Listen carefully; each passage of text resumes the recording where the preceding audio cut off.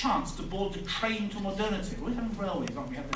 Remember we had the peace process always being put back on track, and now we have a roadmap, so there's no railway involved. Anyway, Iraq was the Arab world's last chance to board the train to modernity, to give the region a future, not just a bitter past.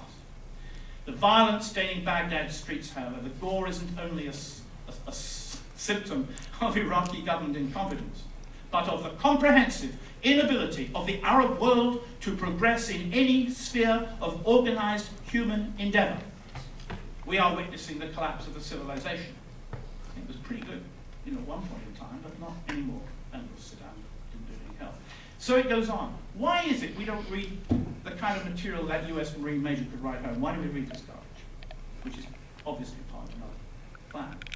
Why don't we have a plan? Why don't we ever go back and read these history books? Here's Winston Churchill, I'm not a fan of Winston Churchill, by the way. My dad was. I had to live most of my adolescent life with a giant picture of Winston Churchill looking down on me every time I had lunch. Anyway, he's writing now in an article in 1937 in the Daily Mail. These were what Churchill called his wilderness years. He was out of office. He never thought he'd get back into government. Didn't realise he'd become wartime prime minister. Of course, it wasn't the world. You have to be a journalist in order to earn money. So do a lot of us. Anyway, he's writing here about what will happen to Palestine. No, this is 1937, before the Second World War. This is now, we're talking about 11 years before the Nakba, the Palestinian catastrophe, 11 years before the foundation of the State of Israel, and Israel's War of Independence. The wealthy, crowded, progressive Jewish state will lie in the plains and on the seacoast of Palestine. Around it in the hills and the uplands, stretching far and wide into the illimitable deserts, the warlike Arabs of Syria, of Transjordania, of Arabia, backed by the armed forces of Iraq, offer the ceaseless menace of war. To maintain itself, remember this is 1937, to maintain itself the Jewish state will be armed to the teeth and must bring in every able-bodied man to strengthen its army. And how long would this process be allowed to continue by the great Arab populations in Iraq and Palestine? Can it be expected that the Arabs will stand by impassively and watch the building up with Jewish capital and resources of a Jewish army equipped with the most deadly weapons of war until it was strong enough not to be afraid of them? And if ever the Jewish army reached that point, who can be sure that, cramped within their narrow limits, they would not plunge out into the new undeveloped lands that lie around them? He was 40 years in front. He wrote that in 37, it happened in 67. Why don't we ever think of things like this now? Why don't we ever plan forward? I've said before in a much smaller talk here in Kentucky, in 1941, the same Winston Churchill was organizing a cabinet committee to deal with post-war occupied Nazi Germany after we won. In 41, this was before June the 23rd, 41, the Operation Barbarossa, when Hitler invaded the Soviet Union, when we still expected the Germans to land on the beaches of Kent in England. He was already planning for how we'd run Germany 4 years later. The next year after he created this cabinet committee, Cambridge University began doing degree courses for British civil servants on how to run occupied Nazi Germany when we won. We didn't have a plan secured and worked out properly for post-occupied, post-Saddam Iraq 2 hours before we crossed the Tigris River with our tanks. What happened? I think it's partly journalism. I think it's television. I think it's the pressure of 24-hour news. Mr. Prime Minister, we've got 3 basic subjects for tomorrow morning's regular daily press conference. Can we get Saddam's capture on prime time tonight? You see? Everything is a few hours away, a few days ahead. I gather the New York Times is going to ask a question about Hadith, Abu Ghraib, whatever it may be. And that's how we plan. But the journalists are just the same. We don't have enough time, in many cases, to go out and actually learn anything. We're spending all our time feeding this beast which wants to be fed with news, news, news, news, news. And usually we can employ the same phrase. Porous border, tanks rolling, terror, terror, terror, terror, terror, terror, terror, terror, terror, terror, terror, which is a full stop, an exclamation mark. Part of the music of TV is now war on terror, war on terror, war on terror, and on you go. I remember, when we were hearing of the attacks in America on that airliner, I actually said to the pilot when we were chatting, he had his first officer flying the aircraft, I remember saying, somebody is going to tell us that 9/11 has changed the world forever. And when they do, we will start ripping up all the Geneva Conventions and all the Security Council resolutions on human rights. And that's exactly what happened. And I always said, I'm not prepared to let 19 Arab murderers change my world. George Bush was. Anyway, we'll finish up with a couple of beautiful quotations from the 1920s. Let's go back to the history book to finish. The British were trying to work out how relations were going with their Iraqi cousins whose land they were occupying.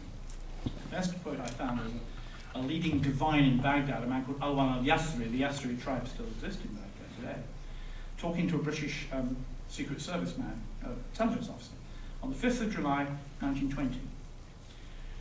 It's a direct quote from Mr. al-Yasri. He says, "You have offered us independence. We never asked for it. We never dreamt of it till you put the idea into our heads. For hundreds of years, this country has lived in a state as far removed from independence as it's possible to conceive. Then you come with your promise of independence, and every time we ask for it, you imprison us." And then we'll go to Abdul Rahman al-Nakib, an old man who was talking to Gertrude Bell, the most senior British woman civil servant at the time, in charge of the Iraq office in 1990.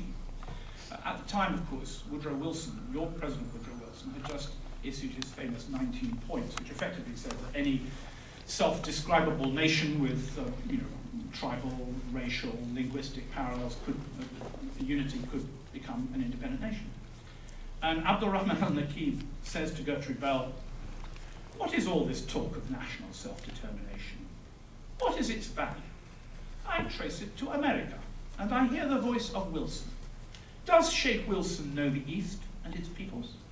Does he know our ways of life and our habits of mind? You English have governed here for 300 years in Asia. Your rule is an example for men to follow. Pursue your own way.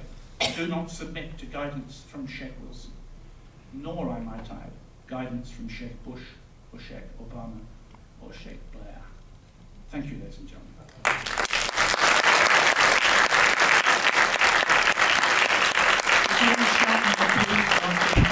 Now's the time. There's always a glorious moment when no one's hand actually goes up. There it is, bingo. There's a lady over there, Terry. I think you're going to have to take the mic to her.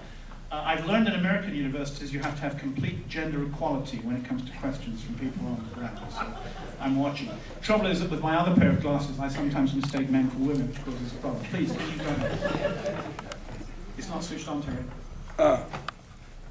Just speak loudly. That's for the DVD. I got the wrong mic. Where's the other mic? Well, yeah, it's going. It's a very small question. Why so little mention of the Ottomans? Of the Ottomans? Yes.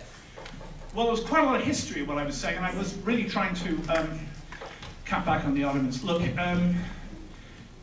in the days of the Ottoman, you could, travel from Constantinople, today's Istanbul, all the way to Algiers city without a passport or a document. It was the United Arab world. The biggest irony about the Ottoman Empire, which worked very well for a long time and protected Jews as well as Christians, the biggest issue of the Ottoman Empire was that, at the end of the First World War, when the Ottoman Empire crumbled, many American diplomats, these were consuls to the dying Ottoman Empire. The Ottoman Empire actually finished in 1922, as you know, not at the actual end of the First World War. And NGOs, of course, in those days were missionaries, American NGOs, were petitioning the State Department for the United States to organize the creation of a united Arab state running from the Atlantic coast of Morocco all the way up to the Mesopotamia-Persian border, which is now, of course, the border between Iraq and Iran, saying that this was the only way, a modern democratic Arab state. They wanted this. They thought the Arabs could do it, not including Turkey, of course. And what happened, of course, was that the British and French had their own interests. They were not interested in this, and they divided up the Middle East among them. So, Lebanon became French, Syria became French, Jordan became Transjordan, became Iraq, became British, Palestine mercilessly became British, and so on and so forth. And we already had Egypt, so it was a nice little sort of chocolate box collection for us. And at the same time, we were also, by the way, building the border of Northern Ireland and the borders of Yugoslavia. So we were concocting quite a... I spent my entire professional career in Belfast, Yugoslavia. I covered the Bosnian Kosovo wars, Croatia, and in the Middle East. I spent my entire professional career watching the people in these countries, within these borders, burn. They're all the people of the Ottoman Empire. The problem about the Ottoman Empire, I fear, is that it really was decaying at the end. We used to call it the sick man of Europe. And the fact that it could actually embark on the world's, or at least the century's first Holocaust against the Armenians in 1915, which I'll actually just say a minute of comment about, it is a sign of a state a state that has completely gone off the tracks. It's no longer caring for its own people. The Armenian Christians, the 1.5